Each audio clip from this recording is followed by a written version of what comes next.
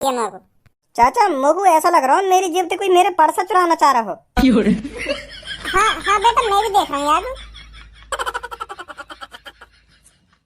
आयो कुछ हाथ ना आयो का भाई साहब। मैं यूँ कह रहा हूँ मेरी जेब से तो कुछ पल्ले पड़ो या ना पड़ो।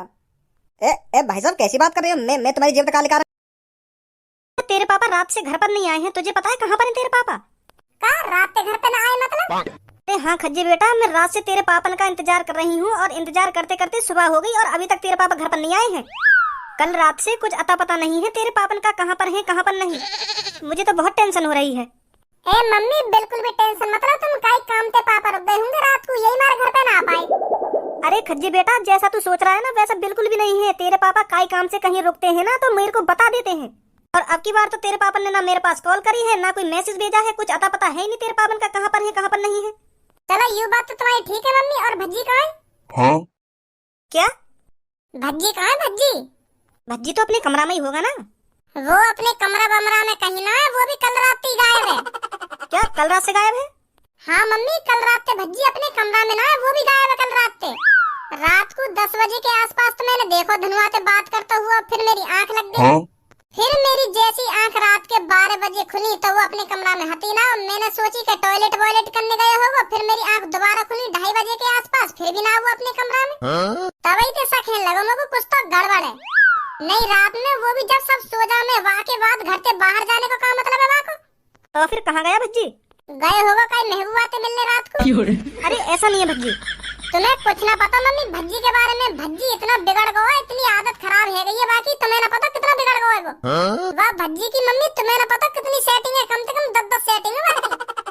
आ गई होगी उन 10 में से काइस की कॉल के आ जाओ, मैं तुम्हारा इंतजार कर रही हूँ, तो चुपचाप लेकर गई घर से। हाँ? बहुत आदत खराब है ये भज्जी की, यार सुधार नहीं रही है मम्मी तुम। अगर ऐसे ही चलता रहे ना मम्मी तो तुम कई दिन बहुत पछताओगी जब बाजेगा कई दिन वहाँ पे बीच चौराहे पे लड़की के चक्कर में। यही मारे मैं तुमसे कह रहा हूँ मम्मी भज्जी की शिकायत करो पापन से, कहीं रात में बिगर बताए बाहर जान लगो है। पर खज्जी तू भज्जी के बारे में जो कुछ सोच रहा है वो गलत भी तो हो सकता है। गलत कैसे हो जाएगा? कल रात भज्जी और धनुआ आपस में बात कर रहे हैं, मोह लगे सेटिंग के बारे में बात कर रहे हो कि बाकी कॉल आएगी रात में, कैसे घर से बाहर निकलना है और कैसे घर पे आना है। यही प्लानिंग चल रही है उन दोनों की। नहीं रात में 10 बजे के आसपास कौन इतनी बात करे? वो तो यूं ही लग रहा है कहीं लड़की की प्लानिंग बना रहे हो कि बाकी कॉल आएगी और ऐसे घर से बाहर निकलना है और ऐसे घर पे आना है, तो बाहर तो वो निकलेगा फिर घर पे नहीं आ पाएगा। और अब वो दोनों कहीं पे बाहर बैठ के यूं प्लानिंग बना रहे होंगे कि यार मैं रात में घर से तो लेकर ही आया और अब मैं घर पे कैसे जाऊं। हाँ? मम्मी पापा ने का जवाब दूंगा जब मम्मी पापा मुझसे पूछेंगे कि रात भर कहाँ हो, का जवाब दूंगा उन्हें मैं, का बात बताऊंगा। तो यूं प्लानिंग बना रहे होंगे वो दोनों कहीं पे बैठ के। तुम ना जानो मम्मी ये सेटिंग बाजी का चक्कर कितना बड़ा है, जब काई दिन भज्जी पकड़ा जाएगा ना तुम देखियो कितनी बदनामी होगी हमारी। केयू वाह को लड़का है, वाह को जो या लड़की के संग पकड़ो गए हुए। हाँ काई दिन भज्जी पकड़ा जाएगा ना तो बहुत बदनामी होगी हमारी मम्मी। हाँ बता रहा हूँ मैं तुमको। ऐसा नहीं है भज्जी। मम्मी यहाँ में तुम्हारी कोई गलती ना है, हर काई की मम्मी यूं ही सोचे अपने लड़का के बारे में कि मेरा लड़का ऐसा ना है, मेरा लड़का वैसा ना है, और जब हकीकत सामने आवे तब पता चले कि हाँ मेरा लड़का ऐसा ही है। अभी तो तुमको लग रहा है कि मेरा भज्जी ऐसा ना है, और काई दिन अपनी खुली आंखों से तुम भज्जी के कारनामे देख लेंगी तब पता चलेगी तुमको कि हाँ खज्जी सही बोल रहा बादल मोते। यही मारे कह रहा हूँ मैं मम्मी तुमसे, भज्जी सुधरवाओ। पहले तो ये दिन में ही बाहर जावे, अब तो रात में भी बाहर जान लगो। अरे भज्जी बेटा, तेरे को उधर आकर इतना हंगामा करने की क्या जरूरत थी? मैंने बात संभाल ही ली थी, मैं बस घर आने ही वाला था। जरूर बात संभाल ली होगी तुमने और जरूर घर पे आने वाले होंगे तुम। अगर तुमने बात संभाल ही ली तो वो पुलिस वाले की कॉल काई को आई मेरे पास में कि ऐसे ऐसे करके तेरे पापा ने चोरी कर ली और हमने जेल में गिर रखे हैं, जल्दी आ जाए यहाँ पे। फिर मुंह को बुलाने का क्या मतलब रहे? हाँ? तुम तो वहाँ पे कुछ ना संभाला गया, अगर तुम वहाँ पे कुछ संभाल लेते तो वो पुलिस वाले मुँह पे कॉल न करते कि ऐसे ऐसे तेरे पापा ने चोरी कर ली और हमने ये जेल में गिर रखे हैं, आ जा जल्दी यहाँ पे। सही बात है बिल्कुल, अगर तुमने बात संभाले ली तो तुम्हें तो चुपचाप घर पे आ जाना चाहिए। तो भज्जी के पास काहे को कॉल आई कि यहाँ पे आ जा, तेरे पापा जेल में पड़े। यही बात है तो मैं पापा से कह रहा हूँ। कॉल तुम नहीं करवाई होगी मेरे पास, क्योंकि तुम पुलिस वाले ने भरोसा न दिला पा रहे होंगे कि मैं चोर ना हूँ। तुम्हारी बात पे वो भरोसा ही न कर रहे होंगे, यही बात तुमने मुँह पे कॉल मिलवाई है कि मेरा बेटा आके बताएगा कि मैं चोर ना हूँ। ऐसी है ना पापा? चल अब जो कुछ हो गया छोड़ इन बातों को। अरे छोड़ कैसे तुम पापा? मैं उन पुलिस वालों की हिम्मत कैसे हुई तुम्हें चोर साबित करने की? यहाँ शहर के सबसे अमीर आदमी हो तुम, फिर भी पुलिस वालों ने विश्वास नहीं रहा तुम्हारी बात पे कि हाँ यू बेकसूर है। तुम्हें उनको अपनी औकात दिखानी चाहिए, तुम कौन हो कौन ना हो। इतना भी ईमानदार न बनना चाहिए पापा। हाँ सही बता रहा हूँ मैं तुमको। मैं तो यही मारे घर से मूड बना के गया कि मैं बताऊंगा डालने की। यही मार तो इन वकीलन ने लेगा मैं अपने संग उनकी औकात दिखाने के लिए। जब उन पुलिस वालों ने यू बात कोर्ट में पता चलती है ना कि यू आदमी या शहर को सबसे अमीर आदमी है, तब शर्मिंदगी महसूस होती है उनको कि हाँ मैंने गलत आदमी को जेल में डाल लिया और तुम वहाँ पे भोला भंडारी बने खड़े। भज्जी बिल्कुल भी नहीं देख सकता अपने पापा के साथ गलत होता हुआ, चाहे वो पुलिस वाला ही क्यों ना हो। अरे भज्जी के पापा क्या बातें चल रही हैं, ये कहाँ थे रात भर तुम? वो क्या है ना भज्जी की मम्मी, कल रात मेरे पे चोरी का इल्जाम लग गया था और पुलिस वाले ने मेरे को जेल में ले जाकर घेर दिया। तो मैंने उनको बहुत समझाने की कोशिश करी कि मैं चोर नहीं हूँ, पर वो मेरी बातों का विश्वास ही नहीं कर रहे थे। तब हार कर मैंने भज्जी पर कॉल मिलवाई और भज्जी ने वहां कर बताया कि मैं कौन हूँ कौन नहीं हूँ, तब जाकर छोड़ा उन्होंने मेरे को। बहुत अच्छी डांट लगाई थी पुलिस वालों की भज्जी ने। मतलब कल रात भज्जी तुम्हारे साथ ही था? अरे यही तो लाया मेरे को छुड़ाकर वहां से। छुड़ाकर ही नहीं लाया, इसलिए तो उनसे माफी भी मंगवाई मेरे से। पहले तो अम्मू को यूँ बताओ तुम पर चोरी का इल्जाम लगाओ कैसे? अरे वो क्या है ना, मैं फैक्ट्री एरिया के पास कार पार्किंग में खड़ा था, तो उस कार पार्किंग में ड्यूटी वाले भी बंदे खड़े थे। तो उनमें से किसी ने एक का पर्स चुरा लिया और उसको जैसे ही पता चला कि मेरा पर्स चुरा गया है तो चोर ने वो पर्स मेरे नीचे फेंक दिया। तो फिर उनमें से एक आदमी की मेरे नीचे पड़े हुए पर्स पर नजर पड़ गई, तो फिर उन सबको मैं चोर लगन लगा, उनने पुलिस पर रिपोर्ट कर दी और पुलिस में ले गई पकड़ के। ऐसा हुआ। मैं देखूंगा कौन सा चोर है वो। इन वकील साहब की पेमेंट कर दो। 50,000 रुपए देना दोनों को। का 50,000? तेने ये ज्यादा महंगे न कर लिए? अरे पापा कैसी बात कर रहे हो तुम? ऐसे टाइम पे महंगा सस्ता देखो जावे। लोग तो वहाँ टाइम बस यूं ही दिख रहा हो कि मेरे पापा जेल में यूं कैसे न कैसे करके मुझको छुड़ा के लाने। चल मैं दे दूंगा इनको 50,000 रुपए। और पापा तुम बिल्कुल भी चिंता मत करिए, बात चोर है तुम्हारे कदम में लाके घेर दूंगा मैं। हाँ तुमने तुम्हारी इतनी बेइज्जती करवाई है। भज्जी के पापा बदनाम करें, भज्जी के पापा। भज्जी की मम्मी, एक लड़का भज्जी जैसा भी होना चाहिए।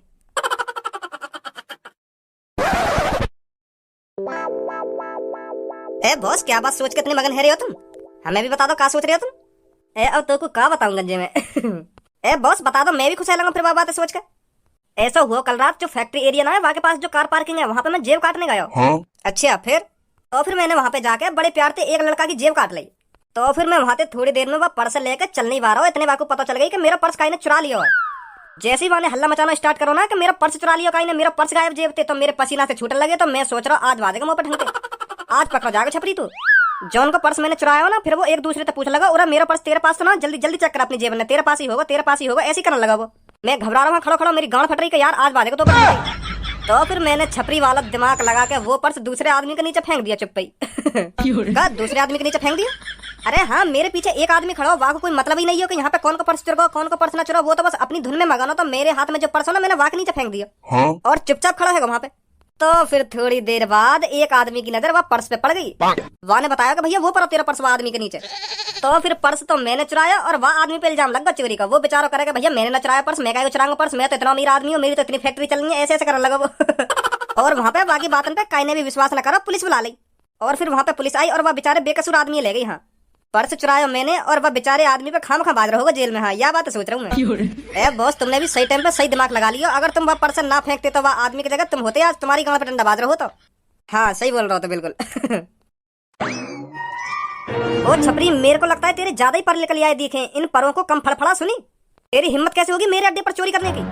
मैंने तेरे से इस बारे में शुरुआत में ही बात करी थी कि उत्तर का एरिया तेरा होगा और दक्षिण का एरिया मेरा होगा, और तू दक्षिण में का गांव मरवाने गया था। वहां कैसे हिम्मत होगी तेरी जेब काटने की? कालिया मेरी बात कान खोल कर सुन ले, अब ना कोई उत्तर रहेगा और ना कोई दक्षिण रहेगा। जौन का मन जहां चोरी करने को करेगा वो वहीं चोरी करेगा। कालिया सही दिमाग लगाया था तूने शुरुआत में कि उत्तर का एरिया छपरी तेरा है और दक्षिण का एरिया मेरा है। उत्तर में ये गरीब लीचड़ लोग मेरे को दे दिए और दक्षिण के सगरे अमीर लोग अपने पास रख लिए। वाह कालिया वाह, क्या दिमाग लगाया तूने। मैं उत्तर में झोपड़पट्टी वालों की जेब काटूं और तू कोठी वालों की जेब काटेगा दक्षिण में। मजे तो तेरे आ रहे थे उस टाइम जो तू कोठी वालों की जेब काट रहा था, पर अब से ऐसा बिल्कुल भी नहीं होगा। छपरी का मन जहां चोरी करने के लिए करेगा छपरी वहीं चोरी करेगा, और जहां जेब काटने का मन करेगा छपरी वहीं जेब काटेगा। सुनी कालिया, ये तू सही नहीं कर रहा है छपरी। मैं तेरे से आज साफ साफ कह रहा हूँ, मेरे एरिया में दोबारा आज के बाद जेब काटने पहुंच मत जाइए तू, नहीं तो कालिया तेरे को बख्शेगा नहीं। कालिया पहले एक बार ये देख ले तू किसके अड्डे पर खड़े होकर किसको धमकी दे रहा है। ये तेरा अड्डा नहीं है, ये छपरी का अड्डा है, छपरी का, और तू छपरी के अड्डे पे खड़ा है और छपरी को ही धमकी दे रहा है। जवान संभाल के आवाज निकालियो, नहीं तो तेरी जीभ काट दूंगा इधर ही। अरे छपरी, मैं तो डर गया तेरी ये धमकी सुनकर। अड्डा बेशक ये तेरा हो, पर कालिया इतना भी कमजोर नहीं जो तेरे अड्डे पर आकर तेरी गांड गुलामी करे। कालिया कालिया है, सुनी कालिया, तेरे अड्डे पर भी तेरी थूत छेद सकता है। दोबारा बोली, क्या बोलो? मैं बस तेरे को यही बोलने आया हूँ, मेरे एरिया की तरफ चोरी करने पहुंच मत जाना आज की बात। क्या कर लेगा फिर तू मेरा? तेरे हाथ पैर तोड़ के अपने एरिया में लटका दूंगा, जो उसके बाद कोई भी नया चोर मेरे एरिया में चोरी करने न झाके। वाह कालिया वाह, मुझे नहीं पता था तू इतना खतरनाक है रे। अब तो मैं बेस पर जरूर उस एरिया में चोरी करने जाऊंगा और उसी जगह पर जाकर दोबारा जेब काटूंगा। मैं भी देखता हूँ कालिया में ताकत कितनी है कितनी नहीं, कैसे मेरे हाथ पैरों को तोड़कर अपने एरिया में लटकाएगा। मैं तेरे मुंह पे कहता हूँ, मैं तेरे एरिया में जेब काटने आऊंगा और कल मैंने जहाँ जेब काटी थी वहीं पे दोबारा जेब काटूंगा जाकर। मैं भी देखूंगा तू क्या करेगा। कहीं ना आवे तू और कहीं मैं आ जाऊं।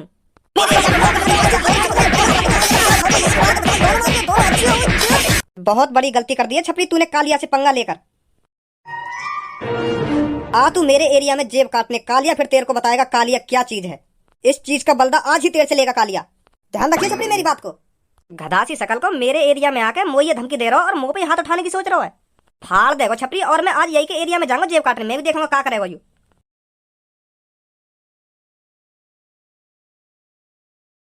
ए बॉस, आज तो यहाँ पे ज्यादा भीड़ भी ना है, कैसे जेब काटोगे तुम?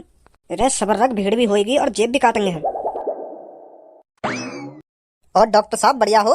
अरे हाँ भाई साहब, मैं तो बढ़िया हूँ, आप बताइए आप कैसे हो? अरे अभी तो फिलहाल मैं भी बढ़िया हूँ। अगर खराब होता तो आप किस लिए हो? आप सही दवा पानी ले रहा होता अगर मैं खराब होता तो। ए बॉस, यहाँ की जेब में तो जान सी लग रही है, मुंह लगे यहाँ के पास होगा माल पानी अच्छा। कह तो सही रहो गंजे, तू ठीक ठाक पैसा वाला लग रहा हो ये तो। गंजे यही पे नजर रखनी है, आज सारे की यही की जेब काटनी है। राम राम चाचा। राम राम बेटा, राम राम। ए चाचा, इतनी रात में कैसे चक्कर लगा रहे हो तुम यहाँ पे? हैं तुम्हें तो अपने घर पे आराम से सोना चाहिए, यहाँ यहाँ कैसे डोल रहे हो तुम? बेटा घर पर लेटने से खर्चा पानी ना चले, काम करना पड़े है, काम काम करके ही आ रहा हूँ मैं। ए चाचा, यू कोई तुम्हारी काम करने की उम्र है? यू तो तुम्हारी घर पे बैठ के आराम से खाने की उम्र है। क्या उम्र में भी तुम काम कर रहे हो? हैं यू सही बात थोड़ी है। अब कहाँ करूँ बेटा, खवाने वाला कोई है ना, कोई खवाने वाला हो तो तभी तो घर में बैठ के आराम से खाता मैं, कोई खवाने वाला है ही ना मगू। अब मैं बेटा घर पे जाऊंगा और फिर खुद ही रोटी बनाऊंगा और खा के आराम से सो जाऊंगा, फिर दोबारा मुझको ड्यूटी आना सुबह। अब तो बेटा यूं जिंदगी रह गई है मेरी, कई दिन ऐसे काम करते ही मर जाऊंगा मैं। कैसे बालक बच्चे ना तुम्हारे? ए बेटा बालक बच्चे तभी तो होते मेरे जब मेरी शादी होती, और शादी जब होती जब मेरे टुनटुना में जान होती। टुनटुना में जान होती मतलब? अरे बेटा तेरी सी उम्र में खूब मुट्ठी मारी मैंने, और फिर जैसे ही मैं शादी लायक हुआ तो बाद में पता चल लिया यार टुनटुना में जान ही ना है, खड़ा ही ना है रही तो।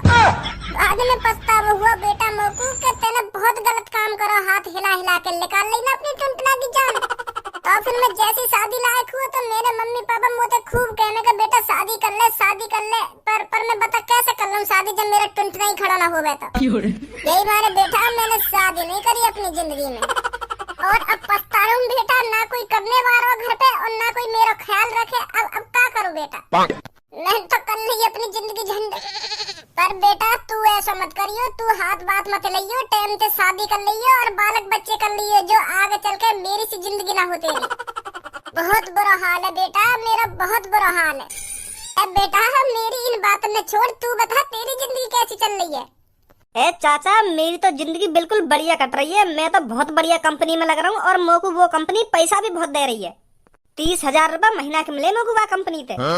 तो मेरी तो जिंदगी बहुत बढ़िया कट रही है और काहे दिन मेरी कई खूबसूरत लड़की तो शादी भी हो जाएगी। बेटा 30,000 रुपए तो बहुत बढ़िया मिल रहे हैं, तेरी तो जेब में खूब पैसा रहते होंगे हैं। ए चाचा, जब मैं 30,000 रुपए महीना कमा रहा हूँ तो मेरा पर्स भरा हुआ ना रहेगा? मेरी जेब में खूब पैसा रहे, मैं हरदम पैसा रखूँ मैं तो अपनी जेब में, बहुत पैसा मुँह पे बहुत। तू मौज ले रहा बेटा अपनी जिंदगी के, और सही कह रहा तू तो काहे दिन बहुत खूबसूरत लड़की मिलेगी। तो कोई भी अपनी लड़की यही तेरे हाथ में दे देगा। हाँ हाँ चाचा, सही बोल रहे हो तुम, सही बोल रहे हो। और बेटा टाइम पे बालक बच्चे कर लियो नहीं, तेरी जिंदगी मेरी तरह झंड आ जाएगी। हाँ सही बोल रहे हो चाचा, तुम सही बोल रहे हो। और बताओ चाचा, कुछ सेवा पानी पैसा बहुत है मुँह पे? ना बेटा कोई सेवा पानी ना चाहिए मेरे को। चाचा मुझको ऐसा लग रहा है मेरी जेब से कोई मेरे पर्स चुराना चाह रहा हो। हाँ बेटा मैं भी देख रहा हूँ यार। आयो कुछ हाथ ना आयो का भाई साहब? मैं यूँ कह रहा हूँ मेरी जेब से तो कुछ पल्ले पड़ो या ना पड़ो? ए भाई साहब कैसी बात कर रहे हो? मैं तुम्हारी जेब से क्या लिखा रहा हूँ? ए धनवा यू तेरी जेब पे कुछ ना लिखा रहा, यहाँ पे गलती है ये यू अपनी जेब ही समझ रहा, तेरी जेब है तो यही मारा तेरी जेब में हाथ दे दिया याने। ए भाई सही कह रहा हूँ ना मैं? हाँ हाँ चाचा सही बोल रहे हो, बिल्कुल तुम सही बोल रहे हो। वो मैंने यहाँ की जेब में हाथ गलती से दे दिया, गलती से। मैं अपनी जेब समझ बैठा हूँ, यहाँ की जेब है। पता ना मेरा भी दिमाग काम ना करे कभी कभार। तेरे दिमाग में मैं सही करूंगा, काय को टेंशन ले रहा हो तू।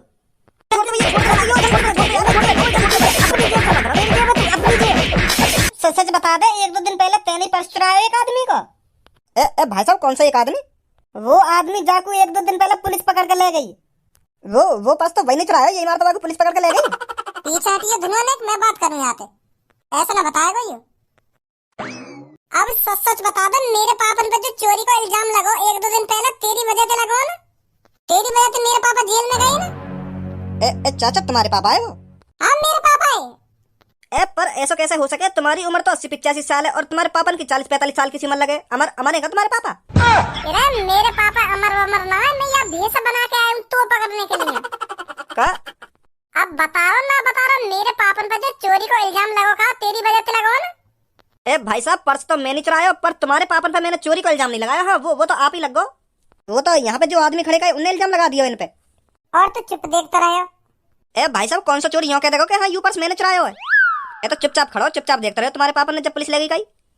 माधर चोद, तो पता मेरे पापन की कितनी बदनामी हुई है जेल जाके।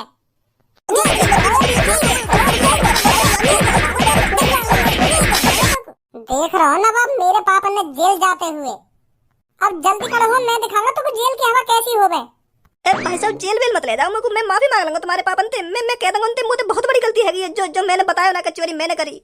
अपने पापन कटिंग ले चला मेरे को, मैं माफी मांग लूंगा उनसे, पर जेल वेल मत ले जाओ हमको। भाई साहब जब मेरे हवाले कर दो मैं देख लूंगा याकू। तू का देख लेगा याकू, और मैं तेरा हवाले का क्यों करनी है? मैं यहाँ मारे तुम तक कह रहा हूँ क्योंकि यहाँ ने मेरे घर से 2 लाख रुपए चुराए, 2 लाख रुपए। 1 महीना तक ढूंढ रहा हूँ मैं याकू, पर आज हाथ आया यू, आज बता दूंगा मैं याकू। भाई साहब यार जेल वेल में मत ले जाओ, मो याके हाथ पैर तोड़ने मेरे हवाले कर दो याकू तुम। सच में हाथ पैर तोड़ा हुआ है तू? हाँ भाई साहब सच में हाथ पैर तोड़ दूंगा मैं याके। अगर तू याके सच में हाथ पैर तोड़ सके तो मैं तेरे हवाले करूं, नहीं तो मैं जेल में ले जा रहा हूं याकू। नहीं पुलिस वाले आके हाथ पैर में तोड़ेंगे फिर। ना जेल बेल में मत ले जाओ भाई साहब याकू मैं 1 महीना तक ढूंढ रहा हूँ, 1 महीना से आज जाके हाथ लगाओ मेरे। तो फिर तोड़ दे आके हाथ पैर में। पुलिस वाले तो मेरा नाम मत लियो कि मैंने कही हाथ पैर तोड़ने की।